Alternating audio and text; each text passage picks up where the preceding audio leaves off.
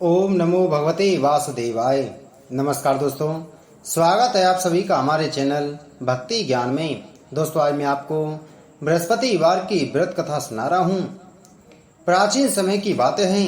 भारत में एक राजा राज्य करता था। वह बड़ा प्रतापी तथा दानी था। वह नित्य प्रति मंदिर में भगवत दर्शन करने जाता था। वह ब्राह्मण और गुरु की सेवा किया करता था। उसके द्वार से कोई भी याचक निराश होकर नहीं लौटता था। वह प्रत्येक गुरुवार को व्रत रखता एवं पूजन करता था। हर दिन गरीबों की सहायता करता था, परंतु यह सब बातें उसकी रानी को अच्छी नहीं लगती थीं। वह ना व्रत करती और ना किसी को एक भी पैसा दान में देती थी। वह राजा से भी ऐसा करने को मना किया करती थी। एक समय की बात है कि राजा शिकार खेलने वन को चले गए। घर पर रानी और दासी थीं। उस समय गुरु बृहस्पति साधु का रूप धारण कर राजा के दरवाजे पर भिक्षा मांगने आए।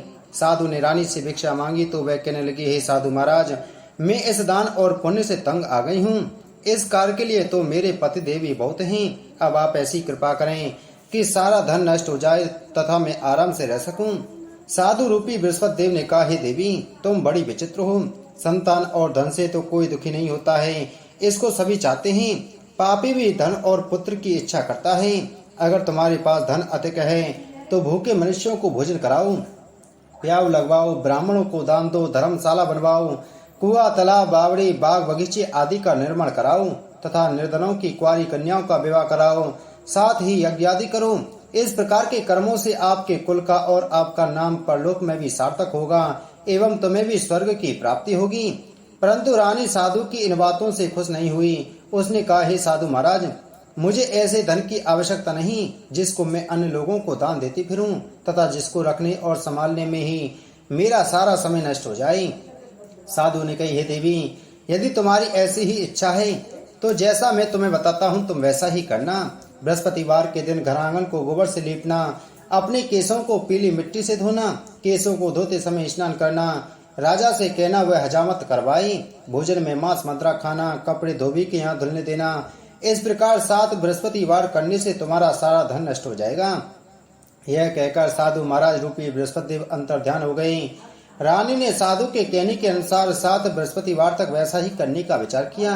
साधु के बताए अनुसार कार्य करते हुए केवल 3 बृहस्पतिवार ही बीते थे कि उसकी समस्त धन संपत्ति नष्ट हो गई। भोजन के लिए दोनों समय परिवार तरसने लगा तथा संसारिक भोगों से दुखी रहने लगा।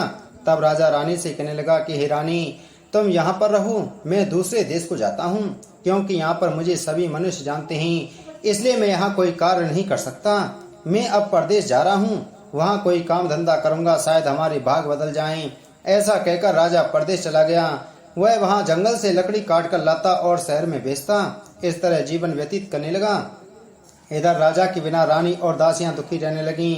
किसी दिन भोजन मिलता और किसी दिन जल पीकर ही रह जाती। एक समय रानी और दासियों को 7 दिन बिना भोजन के व्यतीत करने पड़े। तो रानी ने अपनी दासी से कहा, हे दासी, यहाँ पास ही के नगर में मेरी बहन रहती है, वह बड़ी धनवान है। तू उसके पास जा और वहाँ से 5 सेर बेजर मांग कर के ले आ, जिससे कुछ समय के लिए गुजर हो जाएगा। दासी रानी की बहन के पास गई। रानी की बहन उस समय पूजा कर रही थी। बृहस्पतिवार का दिन था। दासी ने रानी की बहन से कहा, हे रानी, मुझे आपकी बहन ने भेजा है, मुझे 5 सेर बेजर दे दो। दासी ने यह बात अनेक बार कही, परंतु रानी की बहन ने कोई उत्तर नहीं दिया, क्योंकि वह उस समय बृहस्पतिवार की कथा सुन रही थी। जब दासी को रानी की बहन से कोई उत्तर नहीं मिला तो वह बहुत दुखी हुई। उसे क्रोध भी आया। वह लौटकर रानी से बोली, हे रानी, आपकी बहन बहुत ही घमंडी है, वह छोटे लोगों से बात भी नहीं करती। मैंने उससे कहा तो उसने कोई उत्तर नहीं दिया। मैं वापस चली आई। रानी बोली, हे दासी, इसमें उसका कोई दोष नहीं है। जब बुरे दिन आते हैं तब कोई सहारा नहीं देता। अच्छे बुरे का पता विपत्ति में ही रखता है। जो ईश्वर की इच्छा होगी वही होगा। यह सब हमारे भाग्य का दोष है।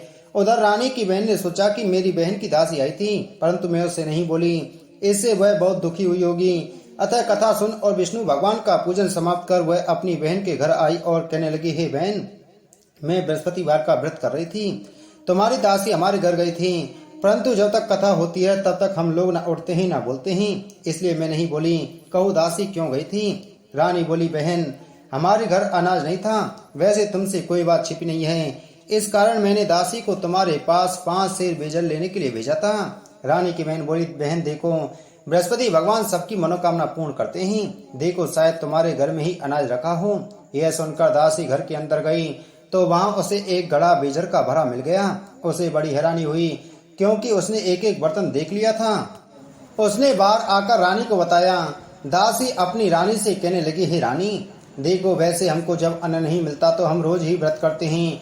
अगर इनसे व्रत की कथा और विधि पूछ ली जाए तो उसे हम भी कर लिया करेंगे।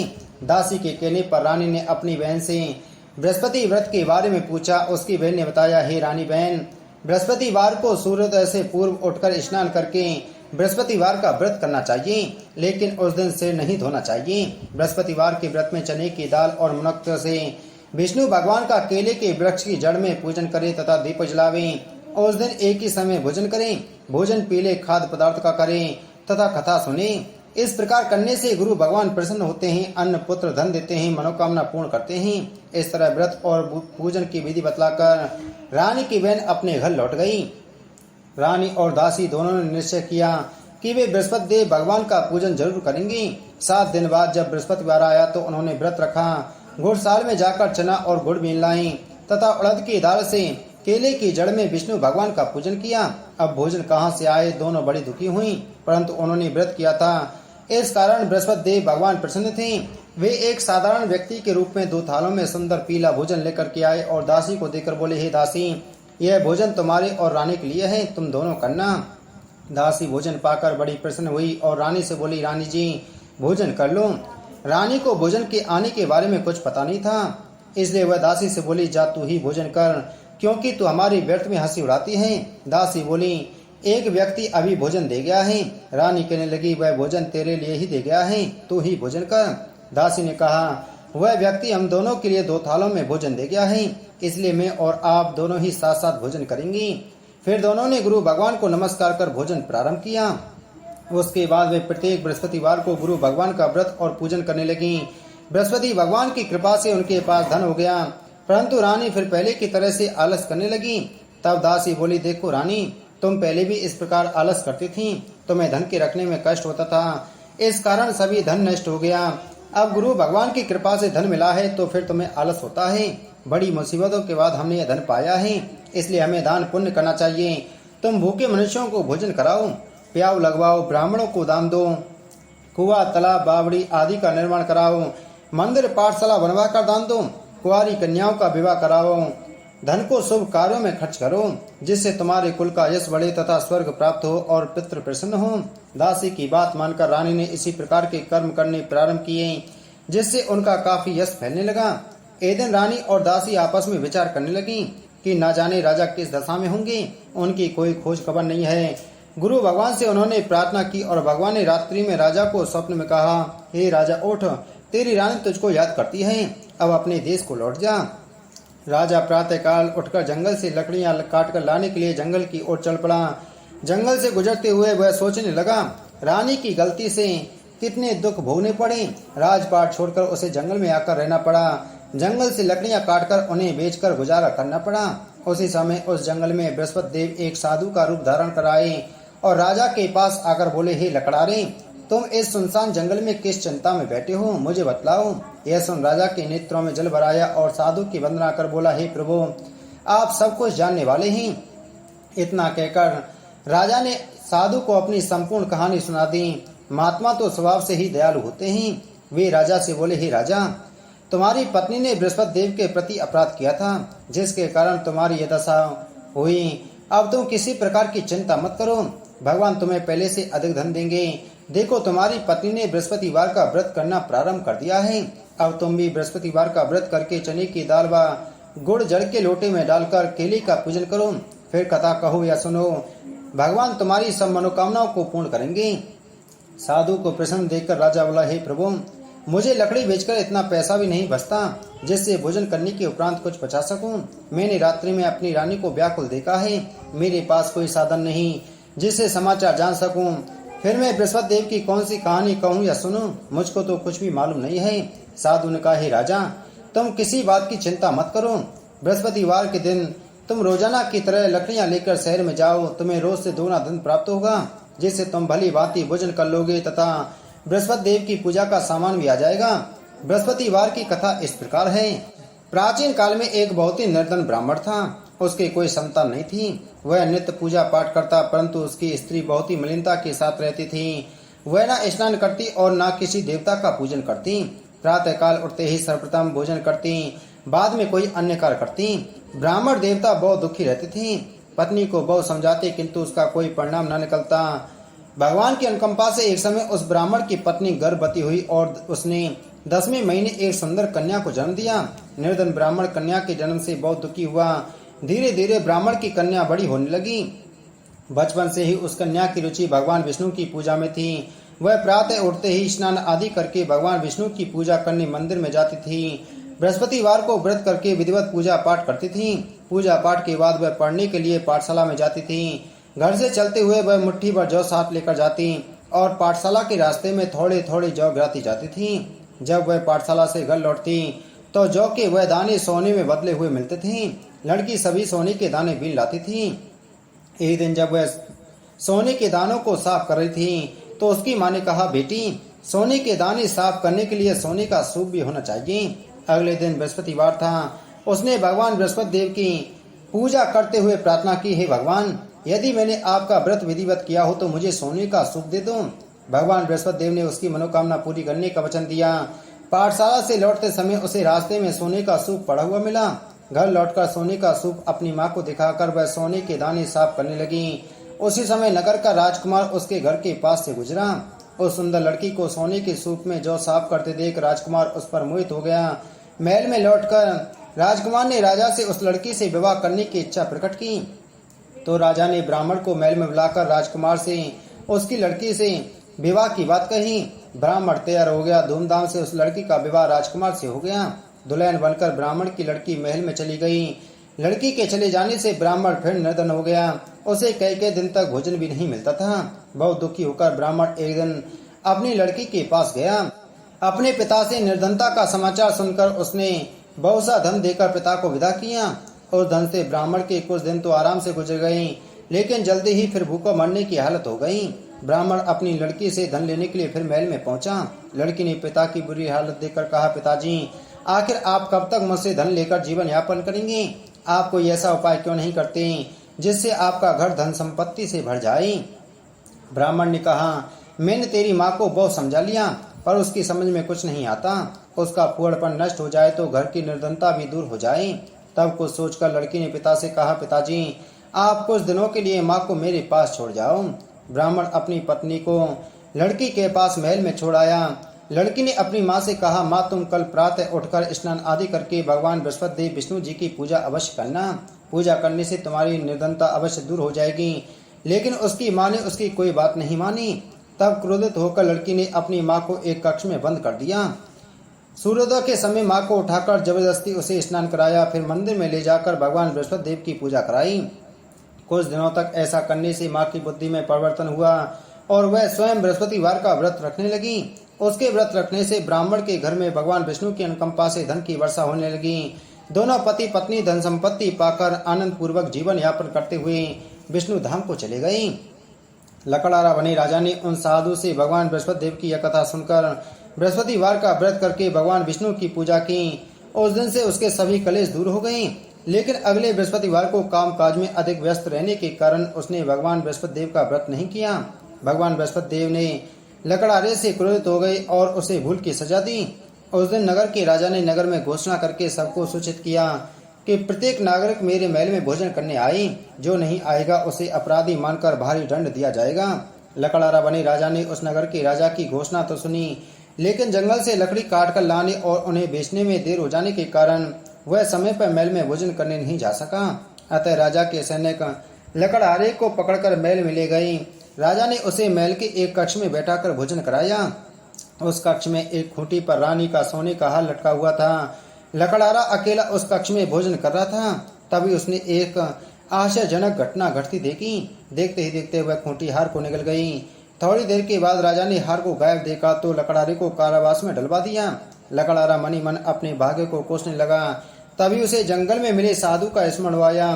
थोड़ी देर में भगवान बृहस्पति देव सन्यासी के रूप में उसके सामने प्रकट हुए और कहा, हे लकड़हारे, तूने भगवान बृहस्पति देव की पूजा नहीं की, इसी कारण तुम्हें यह कष्ट हुआ है। लेकिन अब तुम चिंता मत करो, बृहस्पतिवार के दिन कारागार के दरवाजे पर तुम्हें कुछ पैसे पड़े हुए मिलेंगे। उन पैसों से भगवान बृहस्पति देव का व्रत करके उनकी पूजा करोगे तो तुम्हारे सब दुख नष्ट हो जाएंगे। बृहस्पतिवार के दिन दरवाजे पर पड़े मिले पैसों से चने और गुड़ मंगाकर लकड़ाने ने बृहस्पतिवार की कथा कही तो भगवान बृहस्पति देव ने प्रसन्न होकर उस नगर के राजा को स्वप्न में लकड़ारे को कारागार से मुक्त करने को कहा। सुबह राजा ने अपने कक्ष में आकर देखा तो खूंटी पर रानी का हाथ टंगा हुआ था। राजा ने लकड़ारे को मुक्त कर दिया और उसे धन और आभूषण देकर विदा किया। लकड़ारा बना राजा उस नगर से चलकर अपने नगर में पहुंचा तो उस नगर में कुएं, धर्मशाला, बाग बगीचे देखकर बहुत प्रसन्न हुआ। राजा ने किसी से पूछा, ये कुएं, धर्मशाला किसने बनवाई हैं? सबने उसे बताया कि ये सब रानी और उसकी दासी ने बनवाए हैं। राजा महल में पहुंचा तो रानी ने उसका भव्य स्वागत किया। तब राजा ने निश्चय किया कि सप्ताह में तो एक बार सभी बृहस्पति देव का व्रत तथा पूजन करते हैं, परंतु मैं प्रतिदिन व्रत किया करूंगा तथा दिन में 3 बार कथा कहा करूंगा। अब राजा हर समय दसाले में चने की दाल बांधे रहता तथा दिन में 3 बार बृहस्पति देव की कथा कहता। कुछ दिनों के बाद राजा को अपनी बहन की याद आई। एक दिन घोड़े पर सवार होकर राजा अपनी बहन से मिलने चल दिया। अभी राजा नगर के बाहर पहुंचा ही था कि उसने कुछ लोगों को एक शव को ले जाते हुए देखा। राजा को स्मरण आया कि आज उसने किसी को बृहस्पतिवार की व्रत कथा नहीं सुनाई है। राजा ने उन लोगों को रोककर कहा, भाइयों, आप सबको ले जाने से पहले मुझसे बृहस्पतिवार की कथा सुन लें। लोगों ने राजा पर क्रोधित होते हुए कहा, तुम पागल तो नहीं हो गए हो? लेकिन कुछ बड़े बूढ़े लोगों ने कहा, अच्छा भाई, साथ में चलते चलते तुम अपनी कथा भी सुना लो। राजा ने चलते हुए आधी कथा ही सुनाई थी कि सब हिलने लगा। राजा की पूरी कथा सुनाते ही सब उठकर बैठ गया। लोगों ने हैरानी से दांतों तले उंगली दबाई और अगले बृहस्पतिवार से भगवान बृहस्पति देव का व्रत करने व कथा सुनने का निश्चय कर लिया। अब घोड़े पर सवार राजा चलते हुए एक किसान के पास पहुंचा। किसान अपने खेत में हल चला रहा था। राजा ने कहा, अरे भाई, मुझसे बृहस्पतिवार की कथा सुन लो। किसान झुंझला कर बोला, अरे भाई, देख नहीं रही? जितनी देर में तुम्हारी कथा सुनूंगा उतनी देर में तो पूरे खेत में हल चला लूंगा। राजा निराश होकर चलने लगा। तभी किसान के बैल लड़खड़ाकर जमीन पर जा गिरे। किसान के पेट में भी जोरों का दर्द होने लगा। उस किसान की पत्नी जब खाना लेकर आई तो उसने किसान से इस बारे में पूछा। किसान ने घुड़सवार की पूरी कहानी सुनाई। किसान की पत्नी दौड़ती हुई राजा के पास पहुंचकर हाथ जोड़कर बोली, भैया, मैं तुम्हारी कथा सुनने को तैयार हूँ। राजा ने उसके साथ खेत पर पहुंचकर बृहस्पतिवार की कथा सुनाई। तभी बैल उठकर खड़े हो गए। किसान के पेट का दर्द भी तुरंत ठीक हो गया। राजा अपनी बहन के घर पहुंचा तो उसकी बहुत आवभगत हुई। अगले दिन सुबह उठकर राजा ने देखा घर के सभी लोग भोजन कर रहे हैं। किसी भूखे को बृहस्पतिवार की कथा सुनाए बिना राजा भोजन नहीं करता था। उसने बहन से कहा, बहन, क्या घर में कोई ऐसा व्यक्ति है जिसने अभी तक भोजन न किया हो? उसकी बहन बोली, भैया, हमारे घर में तो क्या आपको पूरे नगर में कोई ऐसा व्यक्ति नहीं मिलेगा जिसने सुबह सुबह भोजन नहीं किया हो। तब राजा ने बहन के घर से निकलकर उस नगर में बिना भोजन किए व्यक्ति की तलाश की। एक गडरिये के घर में उसका बेटा बीमार होने के कारण भूखा रह गया था। राजा ने उसको जाकर बृहस्पतिवार की कथा सुनाई। कथा सुनते सुनते गडरिये का बीमार बेटा बिल्कुल ठीक हो गया। सबने राजा की बहुत प्रशंसा की। एक दिन राजा ने अपनी बहन से कहा, बहन, अब हम अपने घर जाना चाहते हैं, तुम भी हमारे साथ चलो, कुछ दिन वहां रहकर लौट आना। राजा की बहन ने अपनी सास से पूछा तो सास ने ताने देते हुए कहा, बहू, मायके जाना तो अकेले जाना, मेरे पोतों को नहीं ले जाना। तुम्हारे भाई के कोई संतान नहीं है, कहीं तुम्हारी भाभी मेरे पोतों पर कोई जादू टोना ना कर दें। दूसरे कक्ष में बहन की सास की बातें सुनकर राजा दुखी मन से अकेला ही अपने नगर को लौट गया। रानी ने राजा से कहा, आप तो अपनी बहन को साथ लाने की बात कहकर गए थे, फिर बहन को साथ क्यों नहीं लाए? तब राजा ने दुखी होते हुए कहा, रानी, हम निसंतान हैं, इसलिए कोई हमारे घर आना पसंद नहीं करता।